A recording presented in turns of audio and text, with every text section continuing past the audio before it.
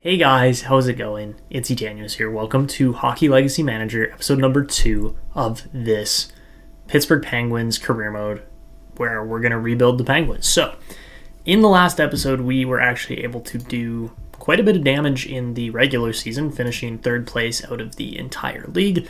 As far as the actual playoffs went, we were unfortunately, as you can see here, eliminated by none other than the Washington Capitals in round 1. They would go on to lose to the Rangers, who lost to the Lightning, who won the Cup, beating out Calgary. So we also finished off the draft last episode, the 2024 draft. The Sharks landed Mac on Celebrini, to not a lot of people's surprise, I would say.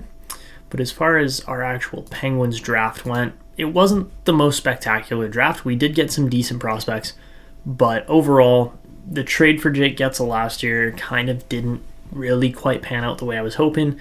We did get this Ivan Drago pick, and I believe we would have gotten this Tran guy as well here. What's his name? Steve Tran? Yes, we got Steve Tran as well from that trade. Because if we go and actually look at the trade history here, as far as Pittsburgh goes, that Guentzel trade was the big move last season that really happened. 5 picks, again, just for Jake Guentzel. Pretty big move. You can't really get much bigger than that. We did end up getting some other kind of decent players back in exchange for the players we traded away, but nothing super crazy yet. We'll see if that Florida pick pans out, but we got Ivan Drago, and then we got Forbes, and yeah, it was just Drago and Forbes so far from the Guentzel trade, but we will kind of continue on here, see how those picks and how that actual trade pans out in the future once we actually make those other 3 picks that we have remaining. So, today we are going to be getting through the resigning phase, the offseason, getting through the entirety of the next season pretty much, and seeing if we take a step forward, if we take a step back, what happens, because the offseason is usually quite an interesting time for team development and signing new players, having old players move in and out of the team.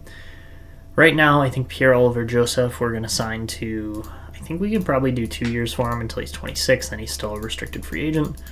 Pay him a little bit less money than what he's requesting for those 2 years. Apart from that, we're just going to extend multiple other players here for another season, because we did okay as far as actually finishing in a good spot last year, so I don't want to change the team too much. We have lots of cap space right now, which is quite nice, meaning we might even be able to go out and actually sign a free agent or two, which is always a privilege more than anything, because free agents can really be a tricky situation from time to time. We're actually going to get Alexander Nylander re-signed, which is good because he didn't play at all last season. Samuel Poulin hopefully will stay with the Penguins for most of his career. That's kind of the plan here. And then lots of other kind of expiring deals here, players that just aren't going to make a tremendous impact right away for our team, but might a little bit further down the road. Guys like Philip Hollander, Philip Lindbergh, Joshua Maniscalco. Like there's lots of players here that we are going to extend without question, but at the same time, most of them are going to the AHL. So, simulate a day, see how our team does for just finishing off the signing phase. Looks like we get pretty much everybody. Apparently the scroll bar, oh no, it does work. It just doesn't work if you sit here. You have to actually grab it. Okay, so there you go. So we got pretty much everybody re-signed. I think I might have just missed Bjorkqvist, which is fine. And all right, now we are good to go on back to the calendar, simulate ahead to free agency. And with free agency, we'll see what's available. Obviously, there's going to be some players that we actually want to go out and pick up. We've got how much cap space? We've got 11 mil in cap space, so we could definitely bring in a big player for a shorter term kind of deal. We could have extended Jake Guentzel, but I think we did make the right move there still, even though it is so far the first little stage of this didn't pan out exactly the way we were expecting, but that's okay. So, as far as free agents go here, nobody's anywhere near that $11 million mark, so we could sign like an Anze Kopitar, somebody along those lines. Like, we've got options. We could go get Fleury back. That would be, you know what? Do we dare bring Fleury back? I would genuinely want to do that. I think that's something we are definitely going to explore. But let's take a look at our actual lineup. What do we need most? I would say it's probably just, a little bit more forward depth more than anything. Our defense is not bad. It could be a little bit better. We could maybe go get like 182 rated defenseman or so. But apart from that, there's not really a whole lot our team needs on the back end.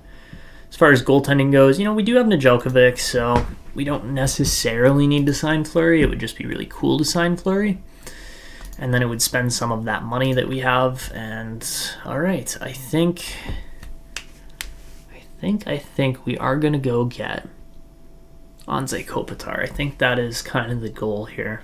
So if you do Kopitar, and then I'm thinking maybe like Lyubushkin or Gustafsson, one of those two defensemen, and then Fleury. We sign those three guys. I would be happy with that. So let's start free agency. Free agency is a little bit of a frenzy as far as you have to actually go out and sign these guys quickly. So we're going to do 5.8 mil. I know it's a little bit of an overpayment there. I'm going to go Gustafsson just because I would love to sign him for 2 years. So we'll get him. And then where is Fleury? There is Marc-Andre. Okay, so that should be pretty much enough. So now we're going to simulate a round or two. Kopitar's deliberating, and he signs with Chicago. Okay, so that was not great. So because we missed out on Kopitar, we'll try to stick with Duchesne. I'm going to offer him 2 years at about 6. Just a little bit under that. So we'll send that offer. He's deliberating, and he signs with, man, we're just not getting the free agents we want here. I guess we're not giving them the exact term. So let's go 3 years at 3.6 for David Perron because, again, he's a top dog. We need to sign somebody. We don't get him either. Oh, man. Okay, so are we going to get Fleury or Gustafsson? We do get those two guys. All right, so that's not horrible. But apart from that, just not really super great as far as what's available still. Maybe we go for like a Corey Perry. Offer him a bit of a chunk of money. Again, that's only a 1-year deal. Yeah, okay. That's pretty much all we're going to do for offering here. So we don't spend quite as much money as I had intended initially. We still have, about $8 million to spend as far as flexible cap space goes. So that is not a bad spot to be. And that's something we're just going to kind of stand by here as we exit out of free agency and simulate to the next season. So as we begin the next season here, we'll see some player development happen, mainly regression more than anything else. Samuel Poulin hits an 81 overall, so he's probably one of our highest rated prospect type players. But apart from that, not a whole lot else really happened in our system apart from Koski Ranta hit a 72 overall. Did I predict that or did I predict that? Like, we knew Koski Ranta was probably going to be one of our best prospects, so that definitely happened.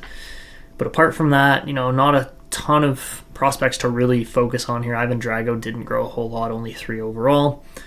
A lot of guys just didn't really grow a lot, and that is okay. As far as what am I looking for here? As far as the actual lineup goes, I would like to improve our forward core if possible, but at the same time, we don't want to trade a whole lot to do that. So we'll have to just kind of wait and see what happens with this forward core heading into the season, because I think one of the main trade pieces we're actually going to utilize this season is going to be Alec. Oh, maybe not. I was going to say it's going to be Alex Nedeljkovic, but Fleury's only 80 overall, so as a backup goalie, he might not be the best option ever. The Pittsburgh reunion could be good, but it could also not be good if we're not careful with it. But overall, like, if we look at records here, Fleury's got to be pushing the all-time wins record. Or not all-time, but he is second ahead of Patrick Waugh now at this point. He's probably not going to catch Martin Brodeur, but that's fine. So I would like to retire Fleury's number. That is, I'd like to have him actually wearing number 29, because he should be wearing number 29, and if we have anybody else wearing it, like Hinostroza, that's just a no-go. What number are we going to give Vinny here? 2 minus 9, let's go 7. Screw it, why not? because Fleury should be wearing 29. There's no way Hinostroza is wearing 29 over Fleury. But yeah, right now, the team's not in shambles, but the team also is not exactly stacked like you would kind of hope them to be. So we're not doing Jake Muzzin because he's out for 10,000 days by the looks of it. Tyler Myers, is he injured? He's not, so we could actually pursue Tyler Myers. Probably wouldn't be a bad defenseman to have for the playoffs, especially at that size and being a two-way. So you know what? For that kind of contract level and price, I would not mind signing him at all. But we are actually going to explore a trade here. I don't know exactly who it's going to be for yet. Apparently we're a retooling team at the moment, and that is okay.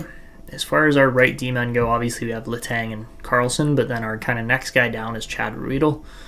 We might be able to get some value for him. I don't know if that would be the case. As far as Erik Karlsson goes, we're not going to trade him, but apparently there are trade offers there, and we could actually start kind of stockpiling prospects if we wanted to. We could go out and get a Matthew Savoie, or we get a Nathan Gaucher. Bobrovsky probably doesn't quite make sense, even though wouldn't be the worst trade ever. We could get a Brock Besser for Erik Karlsson. That's interesting. Or Taylor Hall. Okay, so I can't believe there's actually that many options for Erik Karlsson compared to the fact that, some of these other guys are just like you wouldn't expect to be trading other guys, or you would be more expecting to trade other guys than Erik Karlsson. So Beliveau actually is turning out to be a fairly nice defenseman too. We'll keep an eye on him. I'll try installing a picture and a face for him in this upcoming kind of season here. So, but apart from that, we're not trading Matthew Joseph. We're not trading Owen Pickering. Yeah, okay. So we are kind of just holding our prospects a little bit more tightly than we have in the past. And yeah, I'm not going to trade Jäger or Koski Ranta or anybody really like that, because we need those guys when it actually comes to rebuilding this team.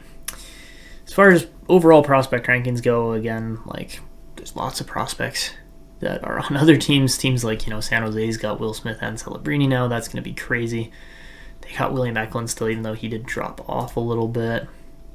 I am interested as to, again, where our prospect pool ranks. Have we slid up? Have we slid down? It looks like we slid up by 2 ratings, so really not much of a difference. Ivan Drago would have helped with that. Arizona's the top ranked. I thought for sure it'd be San Jose, but I mean, hey, the game's always got a little bit of unpredictability, which makes it fun. So let's just go open up our trade block a little bit here as far as kind of defensive players go, because that's really more so what we're going to be looking at. I think we're going to go who are we going to go for? We can throw Nedeljkovic on there because I think that would actually make sense, and then maybe Ryan Murray as well. We could look at those kind of 2 guys for going on the block. So we'll put those guys on there, see if we can get some decent trade offers back. But we're going to just simulate up to kind of the preseason here. Go right up to this date, get the scouting going. Looks like you can see the major regression in guys like Fleury, Letang, Corey Perry, Erik Karlsson. That's just age. That's just going to happen. Crosby went down 2 ratings too. Koski Ranta did grow by 9, so that's a pretty big jump for him. Humphreys grew pretty nicely too, so we'll keep an eye on those 2 guys. We do get Tyler Myers, so that is good to see. We'll auto-assign our scouting, and we get a 4th round pick offer for Nedeljkovic. That's pretty garbage, honestly, but you know what? We can explore into that a little more, see if there's any other trade options for him, or if it's just New York. Yeah, it's just New York. That's a little frustrating. Okay. Alright guys, so I think this is the lineup we're going to go with. We're going to cut pretty much everybody else that isn't in this kind of scratched area or higher. So, current, top 6 lines, we're going to split up Malkin and Crosby simply for the fact that we need that second line center. We need somebody that can actually carry a second line. Crosby's still going to be fine with Raquel and Smith. I think that'll work out just fine. I did want to put Rust up there, but then you don't have a sniper to get that maximum. Blue means maximum offensive chemistry. green is good, yellow is okay, and then red is bad, obviously. That's kind of all makes sense. So like yellow is okay for like offensive production, but that means the defensive side is going to probably be better on that pairing as well. 84, 85, those guys are actually good defenders. As far as the offense production goes for Pierre-Olivier Joseph and Erik Karlsson, I think that could work out really nicely. And then Gustafsson and Myers is actually a really decent pairing too. So that's what we're doing for defense currently. Then we got Jari and Nedeljkovic. So I think we're going to try and see if we can find like a Ryan Murray trade or something. Or Chad Riedel, one of those two. And then Nedeljkovic as well, I would like to find a trade for. I just don't know if we're going to be able to get one or not. That's kind of the thing that's just stopping me right now. I want more than a 4th-round pick for Nedeljkovic, but I don't know if we're going to be able to get that. So let's actually hop in on the trade finder here and just see what teams are interested besides, who we've already seen that's interested. So I don't think we're actually going to make any trades there just simply because we aren't going to have the capacity to get any decent aspects back. So we'll just send all the extra players down, which is all good. Some of them might get picked up. There is a chance that, Ryan Murray gets picked up and then Marc-Andre Fleury gets picked up. It's unlikely, but you never know. So we'll see what happens with those guys. But I think our lineup's set here. And hopefully we're not going to have nearly as many injuries as we did last season because the preseason, just was brutal. We had Crosby get injured and I think Letang too. So that's hopefully not going to happen this year again. Knock on wood, we'll see what happens. But yeah, there you go. Malkin breaks his hand for 3 weeks, or fractures it. But, point proven, the preseason apparently is brutal, and even though we went 2-4, so not a spectacular start there, and I think the forward depth will probably end up lacking a little bit because of that. Ooh. Oh, if only we... You know what? I really want to accept this trade because we're getting 2 more first-round picks from the Flames. I know that Riley Smith is on our top line. And that Chris Tanev would probably... You know what?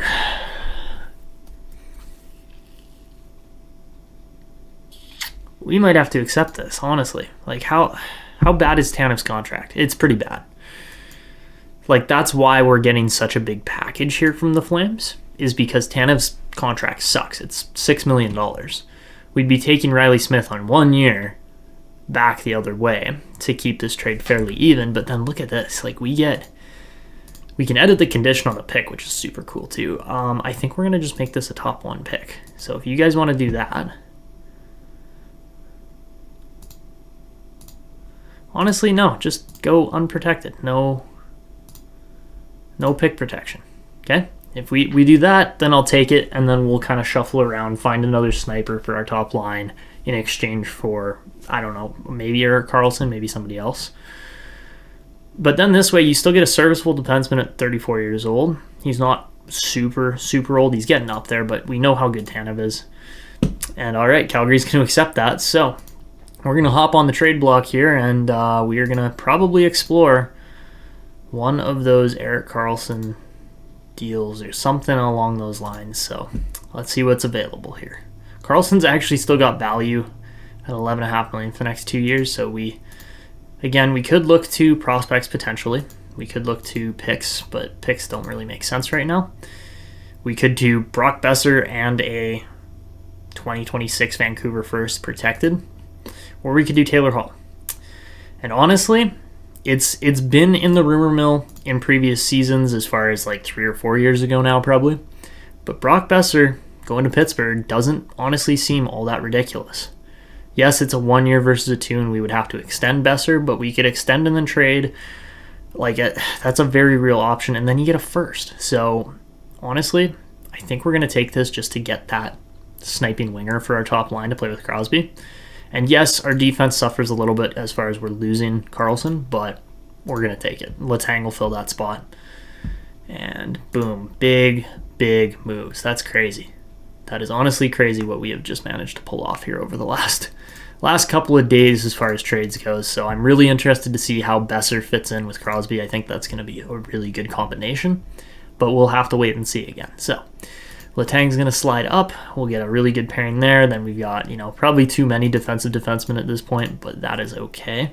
So let's go like that. Slide Gustafsson up, and then Pettersson and Myers together should be a good pairing still. So there you have it. There's our new look Pittsburgh Penguins. Brock Besser joins the team. Let's just make sure he's got the right number on as far as 6 or 16.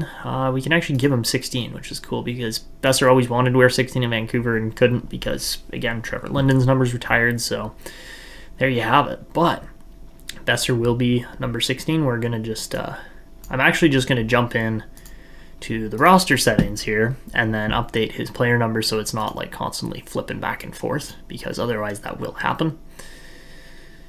So let's update that favorite number.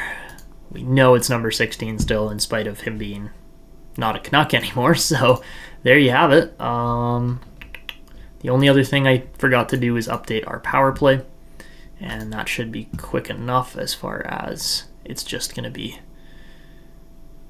It'll be Besser in here again, it'll be, Malkin will slot into that spot, or this spot here, and that works out just fine for me. So, I don't know why Hinostroza keeps getting knocked off of where he's supposed to be locked in, but that is okay. And I think we're ready to sim now, so we'll just wait. Of course, Malkin's out 3 weeks, so we'll get about a week and a half, 2 weeks into the season with... everything being a little funky. We have a ton of cap space, so I really wish there was more kind of cap limitations as far as what we could do, or players that just, what's the word I'm looking for? I wish there were more players that were already kind of restricted as far as what their cap capabilities are allowing for them and their current team. As far as Crosby goes, I think we extend him 3 more years, so until he's 40, and we can offer him a little bit less, go $5.25 million. I think that's fair. Malkin will go 3 years as well. Go 4 and a little bit, 4.2. And then Besser, for those 3 years as well, we'll sign him for, honestly, $4 million seems about right. And other extensions, Pettersson will re-sign, Myers will re-sign. Yeah, we'll just kind of get all the mainstays signed up for a couple more seasons. And then we'll worry about these contracts later because I'm not super concerned about that currently. So let's get to the calendar. Let's get simulating and see how this Pens team does. I wouldn't be surprised if we start to actually finish lower in the standings now, but we get all of those extensions signed and we are ready to cook here. So we get a couple games in. De Liberatore gets injured, and all right, we're starting off the season 2-2, so not a horrible record. Crosby's got 7 points in those first 4 games. You'll love to see that. Well, best lines this. So Malkin slots in there on the second line, and then of course he will be, should be at least, on the power play there too. Okay, so let's continue on because that was not a bad start, but could have been better as well. So we will continue, and let's see, we beat the Sharks, all right. We beat the Leafs, okay, and then we lose 1 to New Jersey, and then we finish off the month winning 2 more games, beating Toronto and St. Louis. So 6-3, we're right in the middle of the pack in the Metropolitan Division, but we'll continue on to the next month and see if we can kind of work our way further up. Chris Letang being injured is not going to help, but it is what it is. It's hockey. Again, you're going to get injured. It's kind of just a way of the game that players get injured because it is such a neck injury for 8 months. I don't know who that was. I think it was Bergfist, who he just signed. But yeah, that's a little tough to see when a guy goes down with a neck injury. It's like, oh no. So it is cool too. This game actually has career-ending injuries as far as if a player gets hurt for long enough, as you saw with Jake Muzzin, and they want to actually ride out their contract, they can. Because the game offers where it's you're injured for the next 1,000 days kind of thing. Like this. Lower body injury, 333 months. That's the rest of his life he's not going to play in the NHL more than likely. So it's cool how the game does that. Again, you hate to see it when it happens, but definitely adds to the realism factor. So we're currently 10-8-1. Not even that bad a record. But we continue losing games. And all right, now all of a sudden we're 11-12-1. So... down to 24th place. Sid's still producing at a pretty solid rate considering that there's not a whole lot of team around him. As we start to actually slip, though, we'll keep an eye on this kind of section of the draft because it means we might be able to snag players in here, which would be awesome. But we'll, have to ride it out and see what happens because, again, we will very likely get to the draft unless we somehow go on an astronomically long playoff run with this current team because, we're trying to keep the team competitive but at the same time not give up a ton of assets. It's a little bit different from, going all in as far as trying to win another cup with Crosby. Honestly, it doesn't seem realistic that the Penguins win another cup in Crosby's time there, at least. And for all the Penguins fans that are probably hating me right now for saying that sentence, we're talking realism here. Oh, God. What, did he take a slap shot to the head? 6-month concussion. That is Crosby-level concussion right there. Oh, boy. Chris Tanev, you poor thing. Just got absolutely clocked on. I don't know if it was a hit or a shot or what happened, but yeesh. Okay, so we'll miss Tanev for 191 days. Not ideal, but not really a lot we can do either. So, yeah, the only player under 30 in our entire lineup, two players, under 30 in our entire forward lineup is Samuel Poulin and Brock Besser. So, yeah, we're going to have a serious rebuild on our hands in the next 2 seasons or 3 seasons probably. So, continuing on into January after losing Chris Tanev to that pretty brutal injury, we lose Brock Besser for a month as well.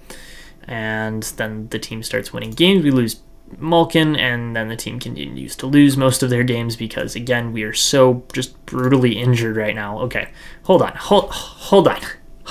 We're stopping the simulation, and we're just going to sit here for a second and look at all the injuries we have. Yes, Malkin's only 1 day away, but man, our team is just, that's brutal. We're just getting rocked out here.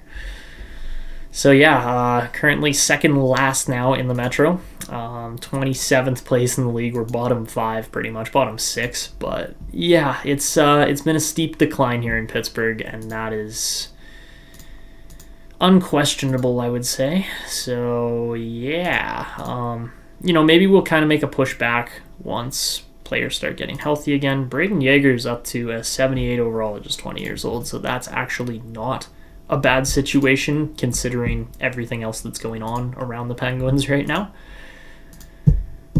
But man, oh man, yeah, don't get me wrong, we're stockpiling first round picks. We're doing everything right as far as preparing for the rebuild. It's just more so that the rebuild hasn't started yet because our team's still trying to compete and they're just not. They're 8-2-0 in their last 10. So yeah, don't get me wrong, Sid's playing great. The rest of the team, maybe not so much. So we'll continue on here. We're actually last in the Metro now with a 22-28-2 record. 28th place in the league. We're bottom 5 for sure now. We're not bottom 6. And yeah, like I said, steep decline. We kind of expected that, but at the same time, it's wow. Just wow. I did not think that losing to the Washington Capitals one more time in the playoffs would spell certain doom for the Penguins necessarily, but apparently it did. So we get Besser back. That's a good player to have in your lineup. And, let's be honest, this team was never really built to go super far as far as the capabilities, capacities, missing players like Letang in the lineup and guys like that get shuffled around and injured and swapped and whatever else you want to say. So, all right, I think we're ready to continue on here now after, again, more lineup and roster shuffling because of injuries.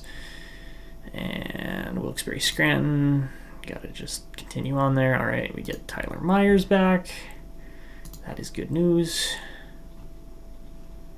He'll slot in there on the second pairing again. Really, I genuinely did think this team was going to stick around the same performance level as last year because there wasn't a ton of regression. There was some, a little bit, 1 or 2 overall rating difference, but apparently that was enough. So we are Are we at the trade deadline? No, we're not. Okay. But we're coming up to it. So, with the trade deadline kind of inbound here, I don't think we're going to be making a lot of moves, but you never know. We might see some trades come through. So, honestly, I think what I'm going to do is I'm going to just go sit in the trade deadline, and we're just going to sit back and wait for trades and see what happens because, hey, I mean, there's a trade deadline minigame, which is awesome. Makes it a little bit more interactive and fun. As far as our team needs go, yeah, we need forwards, no doubt about that, but it's going to cost us first-round picks to go and get those forwards, so I just don't really see us making a move. I'm not really going to trade Joel Blomqvist either, which, why would I when he's going to be a future starting or backup goalie for this team? I'm not trading Braden Yeager. Yeah, no, we're not doing that. How about Claude Giroux? Because he might not cost us as much. 2030 pick, no thank you. Delibratore and 2/3. Honestly, that's not even that bad of a trade in exchange for Giroux. It would definitely make our team a little bit more competitive right now. Is he a playmaker? Or what is he? Playmaker? Yeah, he is. Okay. I could see us making that move. That's probably one of the few moves I would actually make. Because I don't want to trade seconds. Third-round picks I'm not really quite so concerned about. Yes, it's our third-round pick this year, but you know what? Let's do this. So, Delibratore, who's, again, 24 years old already. He's only 76 overall. I don't see him actually ever making our team. And 2 third-round picks, those are somewhat assets, but they're not huge assets. In exchange for Claude Giroux, we're going to do that instead. So, if we actually go take a look at the lineup here while we're in the trade deadline, adding Giroux to this lineup actually strengthens it quite a lot. It makes a big difference as far as having Giroux in on the second line. Like, that just looks so much better. I know Claude Giroux is probably public enemy, maybe not number one, but he's kind of up there as far as just being, again, he's a Philadelphia Flyer for years. So I think we can safely say, though, that he's not a Philadelphia Flyer anymore, so that makes this trade a tad little bit more acceptable. Not only that, but we need some help. We really need some help as Pittsburgh. And yes, we've gone out and acquired an asset that's going to make a difference, supposedly. I think Josh Gruden's going to get the call over Noel Acciari once he's injured, because he's actually Jonathan Gruden. Sorry, not Josh Gruden. Jonathan Gruden, yeah, will be looking to get him more playtime, preferably. He's not a huge power forward, but he's solid, 6 feet. He's a little on the light side, but okay. Are we going to get any other trade options and things here? We got 7 minutes left, so we'll just sit back and see what happens. I'll get the popcorn out. Okay, so we get a trade offer for Alec Nedeljkovic for a Winnipeg third rounder this year. I don't think we're going to take that. Again, I know he's not super valuable, but I don't see us trading Nedeljkovic for that little either.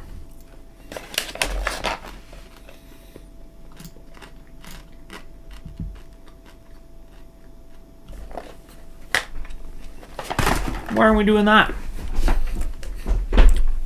Okay, so I just realized, since our team has so much freaking cap space, we can go out and trade a 4th and a 7th round pick over the next 6 seasons for a first rounder in the next 2 drafts for Dallas and Tyler Seguin, because Seguin's on a big contract, which, fair enough, 3 years, 9-point-something million. Yes, it's a big contract, but a serviceable player. Again, he's only 33. And we literally get 4 or 5 picks. We could send Taylor Fedun in this deal, who's 36, and a 6th round pick. You know what? We might even do that. Or we trade an injured Bjorkqvist, because he's out for freaking ever with this neck injury.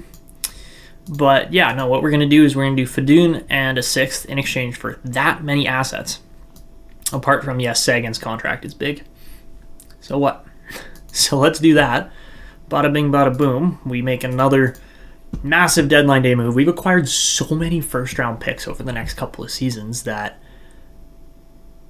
I genuinely think this team's going to be all right. So yet again, we add another top-end, top-6 type player that, maybe not this season, but maybe next season really makes an impact for us. Yes, his contract is big, $9.8 million, next 3 seasons, cool.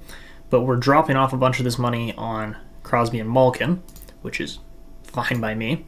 We're also paying less. I think it's only $4 million for Brock Besser next year. So yeah, we have a bunch of flexible cap space. So we'll swap this, put Sagan as our third line center. We could even do him as second line almost, but we're not going to do that just yet. So there you go. Big deadline day moves. I know I made most of the moves, but I'm quite happy with where our team ended up off of that trade deadline, because now when you go and look at it, yes, cool, bottom of the standings, all good. It happens. We're having a bad year. But because we're having a bad year, we went out and found ways to find first-round picks. So now we have at least 3 first-round picks in this upcoming draft, maybe 4, depending on where that Florida pick ends up, which I haven't actually paid attention to that, and we probably should go look at that. But we also have Calgary second, and then a couple 4th-rounders and a 7th. That's all good with me. We don't necessarily need those 3rd through 5th, 6th round picks, or we could go acquire them for cheap. So, with that in mind, and with that all being said, let's just go take a quick peek at the standings, see where the Panthers have ended up. And Florida is neck and neck with us. Nice.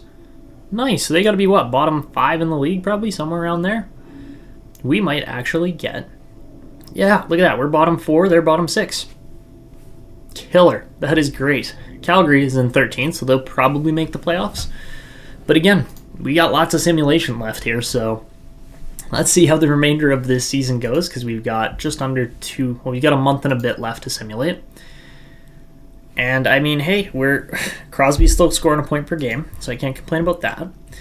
We're down to 31st now in the league, which is actually not bad. We're going to have a good shot at Michael Misa coming up, because this is the Misa draft year, which is also really good to see, because that means we might have a shot at some actual top-end talent here in this upcoming draft compared to last year. And we got lots of picks. We got Florida's pick. We got the Dallas Stars pick. We got options. So we'll continue on here, and I mean, we'll have to just kind of wait and see. Ooh, we lose Tristan Jarry. Okay, we're back up to 28th, so we're not going to be top 2 lottery odds. We'll be top 5 lottery odds, more than likely. But that is all right. Oh, look at that. Joel Blomqvist bumps Alec Nedeljkovic. So we probably could have traded Alec Nedeljkovic anyways. Bumps Alec Nedeljkovic out of the starting role. So that's actually quite funny. I didn't think that was going to happen this season, but it does, as he continues to progress in ratings, which is really good to see. And how are the stats looking here for the rest of the players? 43 for Besser, not bad. 50 for Malkin, okay. It's really Raquel and Crosby are kind of the only two making anything happen right now. I mean, Tyler Sagan's got 70 points on the year, but I highly doubt more than maybe half a dozen of those are with us so far. Maybe I'm mistaken, but yeah, well, he's actually been almost a point per game for Pittsburgh, which is pretty interesting because I didn't expect him to be that good. So maybe we go like this and just go whoop, flip Giroux and Sagan. Maybe that'll get the second line rolling a little more. And yeah, let's finish off the calendar here. I mean, where are the Stars looking right now? They are... I'm going to have to go look on the actual standings here. Dallas is first in the Central. Okay. So yeah, that pick's turning into nothing essentially, but they cleared cap space to sign their rookies for future seasons, which is cool. Works for me. We're down to 29th as we lose Jeff Carter to a fractured hand for 1 month. Owen Pickering's fully recovered in Wilkes-Barre, so that's good to see. And all right, we are more than likely, there's actually no mathematical chance that we finish anywhere besides last in the Metropolitan and second last or maybe even last in the regular season. Wow, we go 33, 43, and 6. Talk about a steep drop-off from one season to the next. We go third best to second worst in 1 year. That's crazy. Only San Jose finishes with the worst record. Wow. Okay, yeah, like look at this. You can see the rating difference. We literally won 16 less games. I guess that was maybe the result of trading Erik Karlsson, which, I mean, fair enough. I probably could have predicted that, but I thought Brock Besser, well, having Chris Tanev not injured probably would have helped too. But yeah, dang, Erik Karlsson was still, he got a knee injury for 5 months anyways, so we actually probably paid the right move there going out and getting Besser. Then we got that Vancouver first, and it's either going to be top 5 protected next year, or we'll get their 2027 first, which I would bet Vancouver probably doesn't finish bottom 5. But we'll wait and see. As far as team standings go, where did the Florida Panthers finish? Because we definitely have their pick this year. They finished 27th, so that's bottom 6 odds. Fabulous. Who else's picks do we have again? It's just Dallas, I think. Yeah, it's just Dallas for sure this year. And then, we do have Calgary's first round pick this year too, but I'm pretty sure Calgary was Calgary in a playoff spot? Yes, they are. Okay, so they are not going to be in the lottery. That's fine by me.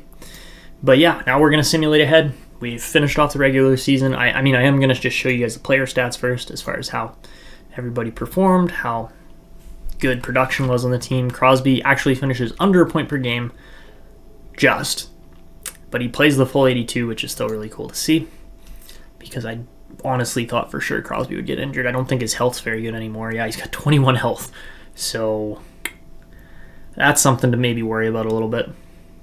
But Sidney Crosby has 1,643 points with the Penguins in his career, which is insane.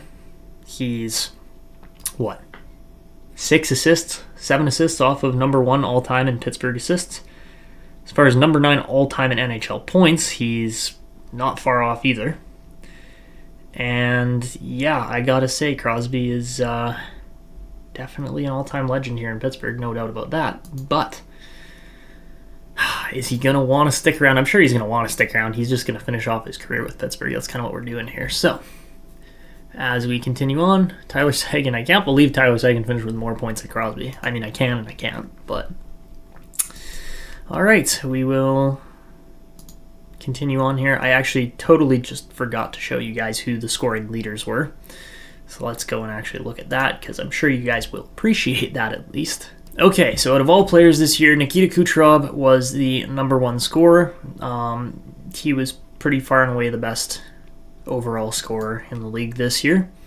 As far as goal scorers go, your best goal scorer was Mika Zibanejad. My bad. I don't know how I said that, how that one came out. But anyways, as far as defensemen go, I bet Adam Fox. No, Shea Theodore. Adam Fox finished 6th. So, that's for goals. My bad. So, who was it? Mikhail Sergachev?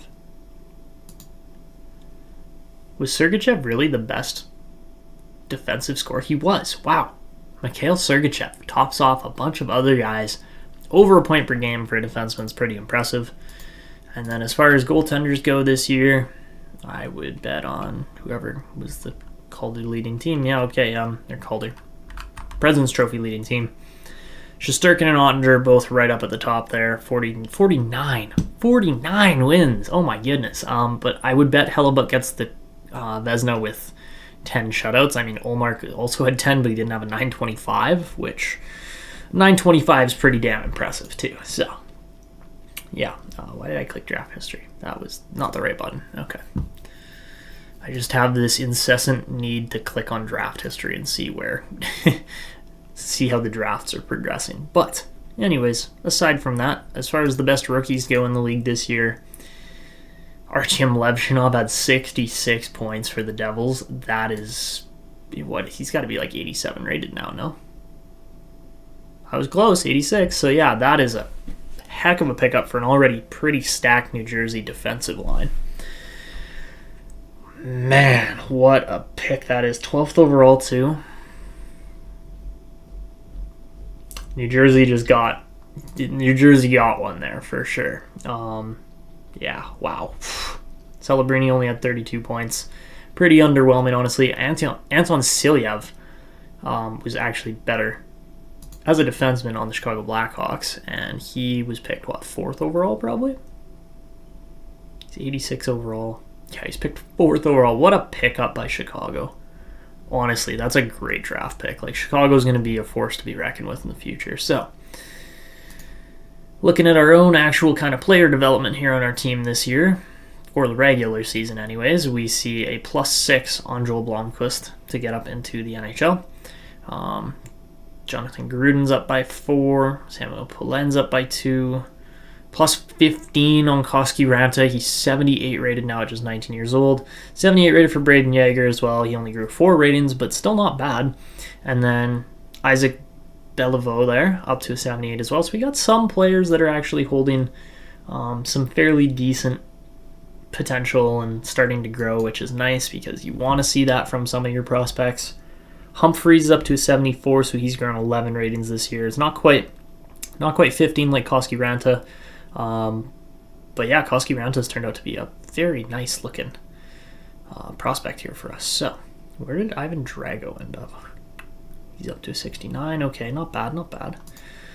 But I am really hoping that we actually get some lottery luck this year because, I mean, it's Pittsburgh. They've had lottery luck in the past. You can't exactly say they haven't. It's really just more so a matter of our other team's going to get a better opportunity and pick than we are. Like, we got the second best odds in the draft, so we're hoping and praying. Wow, this simulation has taken a hot minute. What is our Wilkes-Barre Scranton team going to win the... Okay, so guys, this year for champions, the New York Rangers managed to win the Stanley Cup playoffs. They were the best team in the regular season. They beat Vancouver in the finals, and they beat out the Islanders in Game 7 of the conference finals. That's pretty crazy. That would have been an insane series to watch.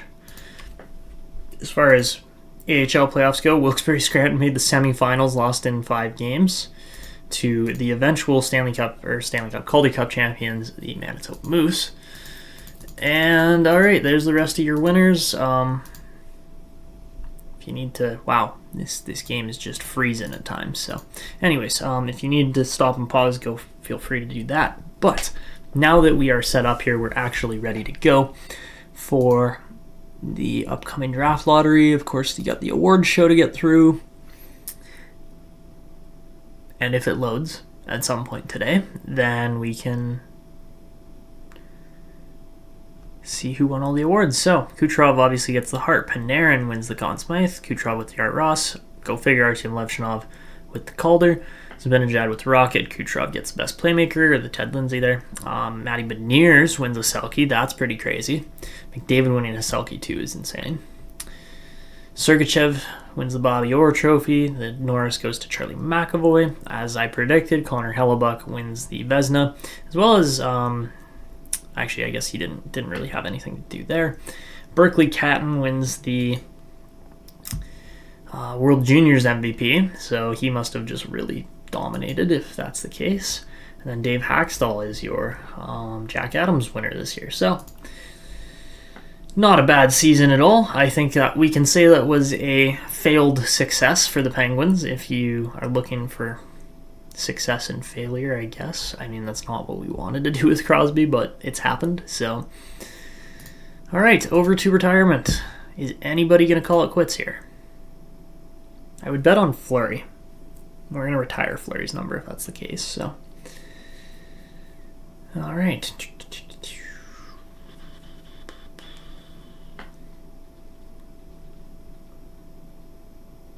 Apparently retirement's taking a while here. Okay, so for retirees, we're going to see Marc-Andre Fleury call it quits.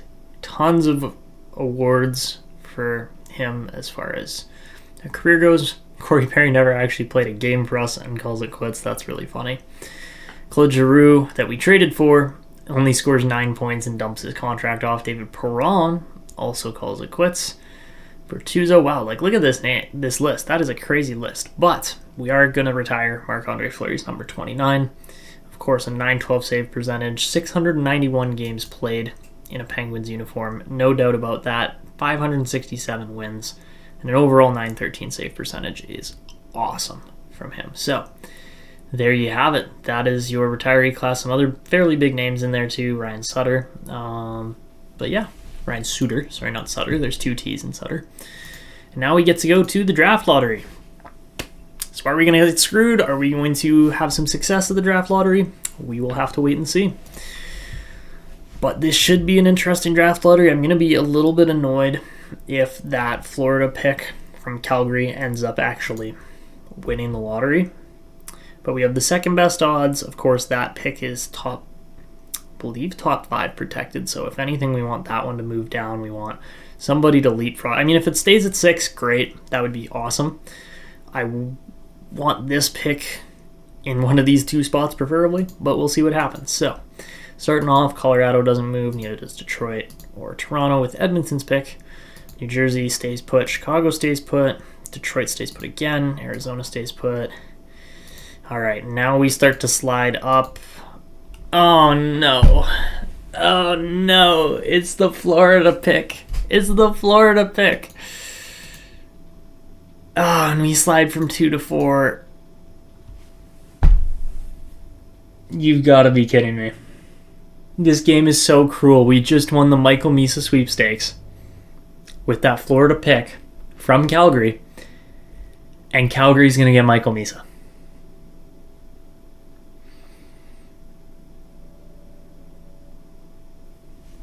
You've got to be kidding me. You have got to be kidding me. Nashville wins as well, so big win for them. But we will have the 4th overall pick, and that is it. Oh, this game is harsh. Wow. That is one of the most brutal draft lotteries I have seen in a long time. I'm not going to lie. That one stings because that was absolutely...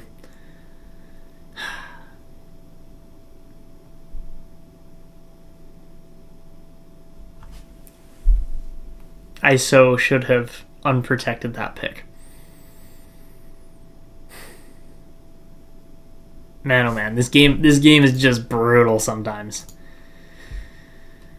All right, so let's get to the draft. I guess it'll be the Calgary Flames, unless for some reason Florida gets a clause back and then Calgary gets their other pick and then it goes to us. Like I don't know exactly how it's going to work as far as the technicalities on that go. Maybe I would be more happy if Florida gets the 1st overall pick rather than Calgary. Reason being, I mean, yes, we're going to play Florida more, but man, we just got completely swindled on the Jake Gensel trade. Like, that was the piece and the pick that would have made it all worth it if it landed 5, 6, 7, wherever, even just out of the top 3, but it lands number 1. This game is mean, man. This game is so mean sometimes. All right, guys. So for this year, for the draft, we miss out on the best player in the draft in Michael Misa, and the Calgary Flames get the pick there. That's so ridiculous. All right, so we've got pick 4, 20, 28, 52, and then 98, 105, and 194. So let's get to it. Let's slap my face over to the opposite side for the draft because otherwise it's just in the way. And let's begin. So first 3 picks are in, and who's going to end up where? Oh my God. Let's go. We just got Malcolm Spence. Okay, so yes, Malcolm Spence probably isn't the best player that was available on the board as far as potential goes. He had Jordan Gavin and James Haggins that are also fabulous players, but we just got a 77 left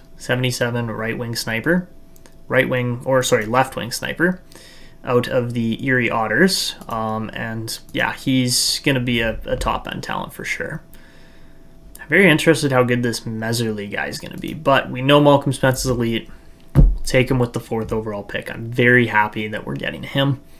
Apparently he doesn't have a player face and picture, which we will again work on updating, but that's the first kind of step in the rebuild here is we get Malcolm Spence 4th overall. So as we continue on here, let's go kind of just take a peek at how the draft class has turned out up to this point. Gabriel Daigle goes to the Detroit Red Wings. That's scary to even think about. Anton Frondell and LJ Mooney, both very good picks as well. That Meserly guy did turn out to be an elite player, so Toronto and LA miss on their picks.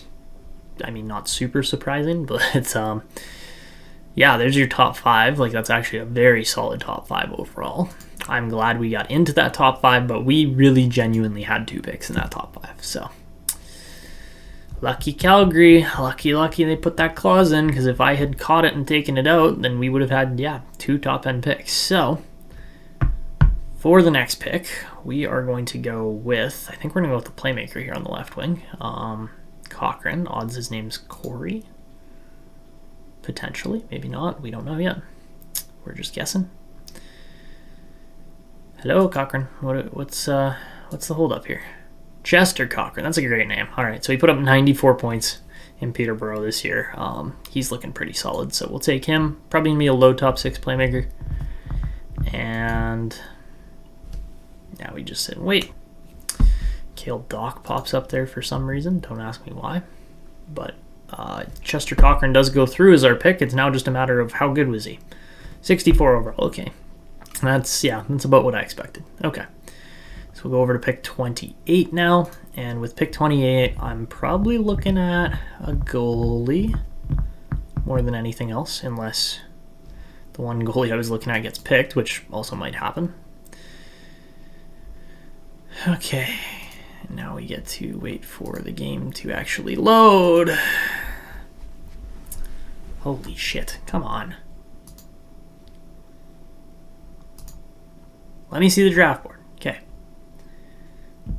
Alright, so this Dollywall guy was actually a really good pick. 69 rated, low top 4 pick.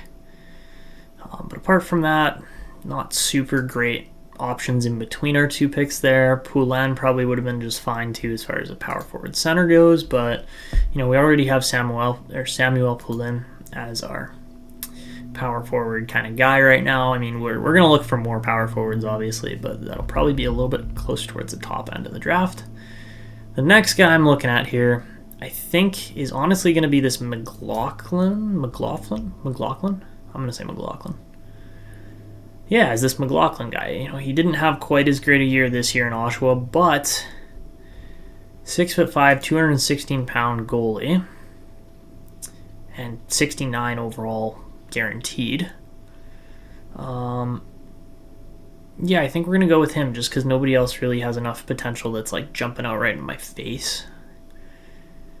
And I wouldn't mind having that kind of level of guy. Like, yes, we could take any of these guys, but no, we're going to go with McLaughlin because goalie prospects are still important in this game. We didn't get Gabriel Daigle, so that's what we're going to go with instead. Derek McLaughlin is...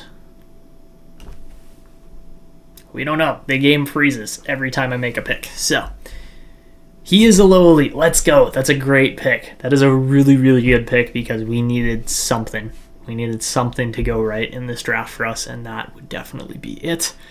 As far as 28th overall goes, that is exactly what we were looking for in that pick. Okay. McPherson, high top 9 forward. Not bad. Not bad at all. Let's see how those next picks, like next 20-something picks between... ooh. What's his name? Cale Dock was a low elite as well, so we could have jumped on that. Ooh, Friedman was a high starter, so good pick there by Florida. And yeah, okay, that's pretty much it for like kind of really good picks that occurred in there. But as we continue on here with our next pick, let's just see what's available here. So...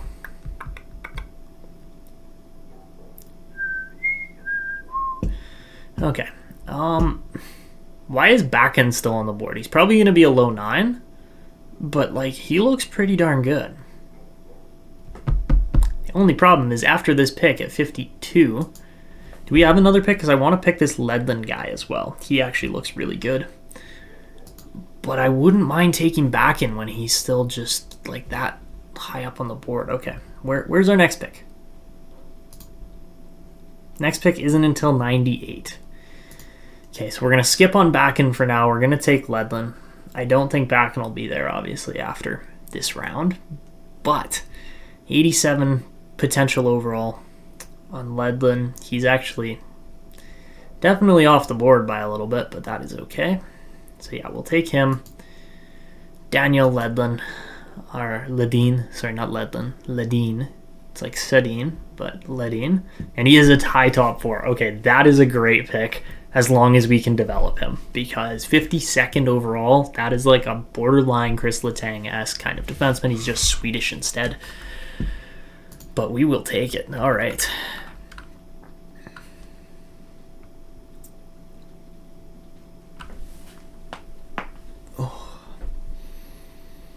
All right, so let's go to, we're at pick 98 now.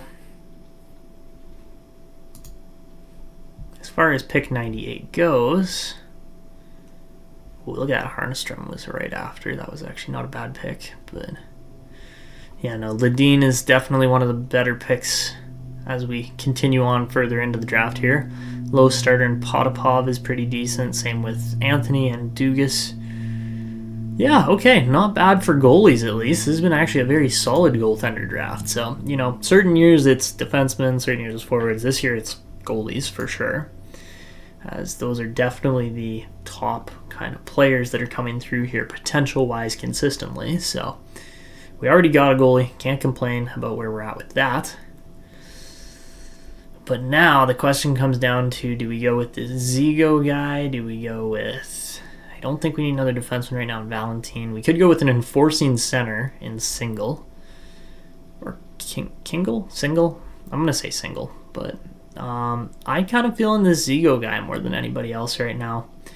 Again, I think we have another pick like pretty quickly here after 98. Maybe. Maybe not. Back, please. Okay. Yeah, we got to pick at 105 as well. So we'll take Single first. No, sorry. We'll take the other guy, Ziga? What's his name? Now I'm forgetting it. Zigo. We'll take David Zigo. It will be our first pick here at 98. And then right after that, we will select... hopefully Single. Zigo is a high 4th line. Okay, that's not great. I was really hoping for a high top 9. That didn't happen. So, hopefully Single's still on the board there. And of course, Arizona's going to pick him 1 pick ahead of where we are. Thank you, Arizona. We're going to make sure we swindle you in the draft later, or in a trade or something later, because that was mean. You picked way off the board for that pick, and I know it. So, let's see. We've only got a couple picks left in this entire draft.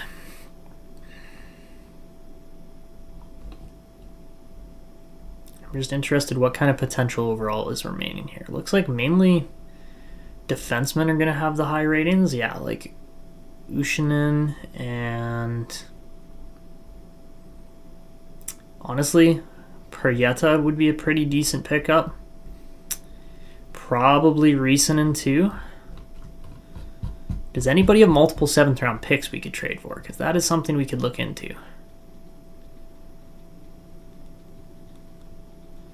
Because I think with this pick,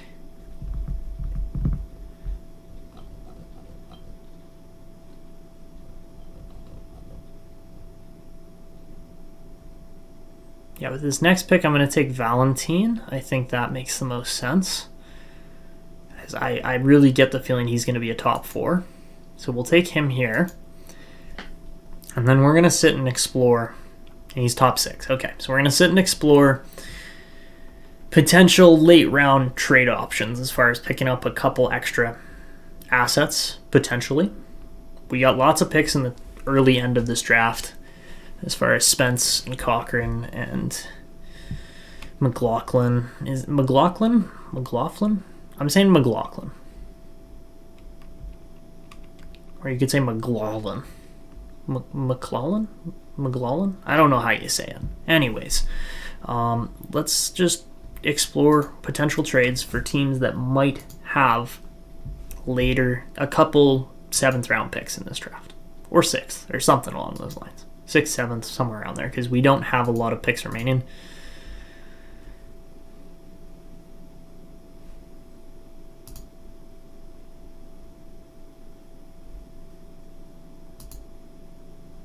Oh, wow. Is this... Come on.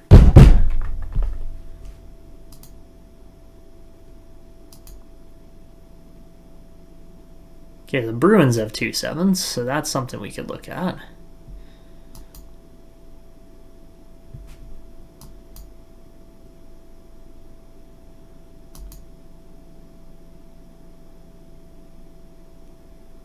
Oh, Chicago. My goodness, Chicago has 5 picks in the last 2 rounds. That's pretty crazy.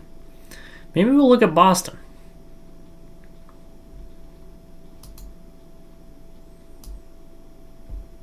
Actually, you know what? Florida's got a few late rounders here. Let's try a Panthers trade. Everything with the Panthers has worked out pretty well so far. So we'll snap these picks together, everything after 200. So 200, 203, and then 221. I'm down for that. There's like almost no value in those picks. So if we trade a 6th rounder for these 3 7s, we might actually be able to do that. And all right, we don't have a 6th rounder. Honestly, a 5th would probably get it done too. Let's do a 5th 2 years from now, so 2027. Does it go? Does it work? Yeah, okay, fair trade. A 5th for 3 7s. Let's do it. Boom. All right. Easy. Easy peasy. So now that that trade's done, we have a little bit more flexibility for picking up a couple later prospects. So let's continue on here. Because, yeah, we've done okay. We did really good with our first 4 picks of this draft. I wanted a few more picks than what we had, so that's why I went and acquired those late 3 picks. And you guys will see in just a minute what I'm talking about as far as I think there is going to be some talent later on here. So we'll simulate over to pick number, whatever it is, 190 something. For us, being our Pittsburgh Penguins pick 194, to be exact. Marchenko was decent. Let's just see who else was there first. All right, so up to the current pick, there has only been one high top 9 player in Stastny going to the Arizona Coyotes yet again. They get another good pick, so Arizona's actually done quite well this draft, especially for kind of later round steals. And from where our last pick was, there's only been a couple players taken that were actually any good potential-wise. So that is a little bit reassuring as far as there should be a couple talented players left here at least. So we're going to start off with Ushinin as this lefty. Poor potential, but 62 to 64 overall in rating. So Nikolai Ushinin, I mean, we can just go like this too. We can just sort by potential overall, and then you guys will see there are actually some players left in here. So if this category will ever decide to load, yeah. So our last 3 picks, I'm really thinking we got 4 picks left. So we're going to go Ushinin, and then we'll go, Perrietta, Smirnov, and then Risanen. Those will be our 3 remaining picks we got from the Panthers. And hopefully all of those guys will have some kind of potential. So, starting off with Nikolai Ushinin. Please be top 4. And he's top 6. Okay, so not horrible, but not overly spectacular either for it's a 7th round pick. You can't really complain. Like, these picks are valued at next to nothing. So, Munoz goes. He wasn't bad, but really wasn't that great either. There's not a lot of picks left to load here, so I don't know why it's taking its time. But next up after that, I'm going to slide down if it'll let us. Hello. There we go. You can tell when it engages because the mouse actually moves and shows up properly, like it tracks on all the picks. So Perrietta we're going to take, and even though he was down 28 draft rankings, he's still a low top 9. Another pretty solid pick there. We'll go over 3 more picks. Perrietta's still even visible on the board there from the draft board as to where we picked last. So then next we'll go with, I believe Smirnov was the next one, if I'm not mistaken. Maybe I am, maybe I'm not. Let's see. Hello. There we go. Yes, Smirnov was the next one. So we'll take, is his name Sergey? No, Semyon Smirnov. Great name. And fourth line. Okay, so that could have been better. And then for the last pick here that we have, it's at 221. So Shvidki and Karhunen and all those other guys will more than likely be off the board. And all right, Kalmans, who's actually decent as a low top 9 or poor top 9. And for our very last pick at 221, we will go with none of these guys.